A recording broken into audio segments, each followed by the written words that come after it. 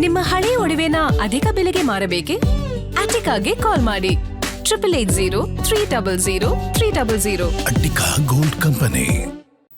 ರೈತರ ಬದುಕಲ್ಲಿ ಬೆನ್ನೆಲುಬಾಗಿರುವಂತಹ ಎತ್ತುಗಳಿಗೆ ಗೌರವ ಸಲ್ಲಿಸುವ ಸಲುವಾಗಿ ಈ ಕಾರ ಹುಣ್ಣಿಮೆ ಹಬ್ಬವನ್ನು ಕಲಬುರಗಿ ಜಿಲ್ಲೆಯಾದ್ಯಂತ ಭಕ್ತಿ ಭಾವ ಮತ್ತು ಸಂಭ್ರಮದಿಂದ ಆಚರಣೆ ಮಾಡಲಾಗಿದೆ. ಬೀದಿಗಳಲ್ಲಿ ಎತ್ತುಗಳನ್ನು ಮೆರವಣಿಗೆ ಮಾಡಿ ಬಲ ಪ್ರದರ್ಶನದ ಸ್ಪರ್ಧೆಗಳು ಹಾಗೂ ಮಳೆಗಾಗಿ ನಡೆದಿರುವ ಪ್ರಾರ್ಥನೆಗಳು ಕಣ್ಮನ ಸೆಳೆದಿದೆ. ಈ ಕುರಿತ ಒಂದು ರಿಪೋರ್ಟ್ ಇದೆ, ಬನ್ನಿ ನೋಡ್ಕೊಂಡು ಬರೋಣ.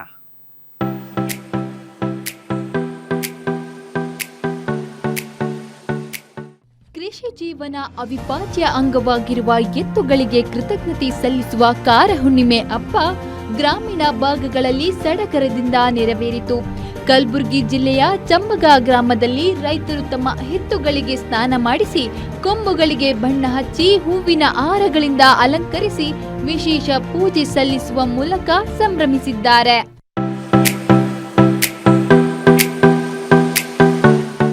ಬಳಿಕ ಅಲಂಕೃತ ಎತ್ತುಗಳ ಮೆರವಣಿಗೆ ಗ್ರಾಮದ ಪ್ರಮುಖ ಬೀದಿಗಳಲ್ಲಿ ನಡೆದಿದ್ದು ರೋಮಾಂಚನಗೊಳಿಸಿದೆ. ಸಂಪ್ರದಾಯದಂತೆ 120 ಕೆಜಿ ತೂಕದ ಕಲ್ಲು ಎತ್ತುವ ಸ್ಪರ್ಧೆ ಎಲ್ಲರ ಗಮನ ಸೆಳೆದಿದೆ. ಜಮಗಾವಿ ಗ್ರಾಮದಲ್ಲಿ ಪ್ರತಿ ವರ್ಷದಂತೆ ನಮ್ಮ ಊರಿನಲ್ಲಿ ವಿಜೃಂಭಣೆಯಿಂದ ಕಾರ ಹುಣ್ಣಿಮೆಯನ್ನು ನಡೆಸಿಕೊಂಡು ನಮ್ಮ ಗ್ರಾಮದ ಎಲ್ಲ ರೈತಾಪಿ ವಿಜೃಂಭಣೆಯಿಂದ ಈ ಕಾರ್ಯಕ್ರಮವನ್ನು ನಡೆಸಿಕೊಂಡು ಪಟ್ಟಿರುತ್ತಾರೆ. ಹಾಗೂ ಎಲ್ಲ ರೈತರಿಗೂ ಈ ಮಹಾಲಕ್ಷ್ಮಿ ಆವರಣದಲ್ಲಿ ನಿಂತು ಎಲ್ಲರಿಗೂ ಅಭಿನಂದನೆ ಹೇಳಿಸುತ್ತಾರೆ.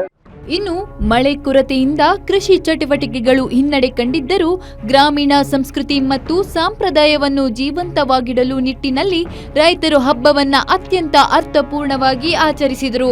ಇದೇ ವೇಳೆ ಅಪಲಜಲಾಪುರ ತಾಲೂಕಿನ ಆನೂರು ಗ್ರಾಮದಲ್ಲೂ ಅದ್ದೂರಿಯಾಗಿ ಕಾರ ಹುಣ್ಣಿಮೆ ಹಬ್ಬವನ್ನ ಸಡಗರದಿಂದ ನೆರವೇರಿಸಲಾಯಿತು. ನಮ್ಮ ಗ್ರಾಮದ ಒಂದು ಸಾಂಪ್ರದಾಯಿಕ ವ್ಯವಸ್ಥೆ ಏನಪ್ಪಾ ಅಂದ್ರ, ಪ್ರತಿ ವರ್ಷ ನಾವು ನಮ್ಮ ಗ್ರಾಮದ ಆರಾಧ್ಯ ದೇವತೆಯಾದ ಮಹಾಲಕ್ಷ್ಮಿ ಮಂದಿರದಲ್ಲಿ ಗುಂಡು ಎತ್ತುವುದರ ಮೂಲಕ ನಿಸರ್ಗದಲ್ಲಿ ಆಗ್ತಕ್ಕಂತ ಒಂದು ಬದಲಾವಣೆಗಳು ಅಂದ್ರೆ ಮಳೆ ಬರ್ತಕ್ಕಂತ ವ್ಯವಸ್ಥೆಯನ್ನ ನಾವು ನೋಡ್ತೀವಿ. ಇನ್ನು ಮಳೆಗಾಗಿ ಕಾತರದಿಂದ ಕಾಯುತ್ತಿರುವ ರೈತರ ಮನದಲ್ಲಿ ಆತಂಕ ಇದ್ದರೂ ತಮ್ಮ ಸಂಸ್ಕೃತಿ ಮತ್ತು ಸಂಪ್ರದಾಯದ ಮೇಲಿನ ಪ್ರೀತಿ ಮಾತ್ರ ಕುಂದಿಲ್ಲ. ಉತ್ತಮ ಮಳೆಯ ನಿರೀಕ್ಷೆಯೊಂದಿಗೆ ದೇವರಲ್ಲಿ ಪ್ರಾರ್ಥನೆ ಸಲ್ಲಿಸುತ್ತಾ ಕಾರ ಹುಣ್ಣಿಮೆ ಹಬ್ಬ ಆಚರಿಸಿ ಭಕ್ತಿ ಭಾವ ಮೆರೆದಿದ್ದಾರೆ. Srikanth Biral, guarantee news, Kalaburagi.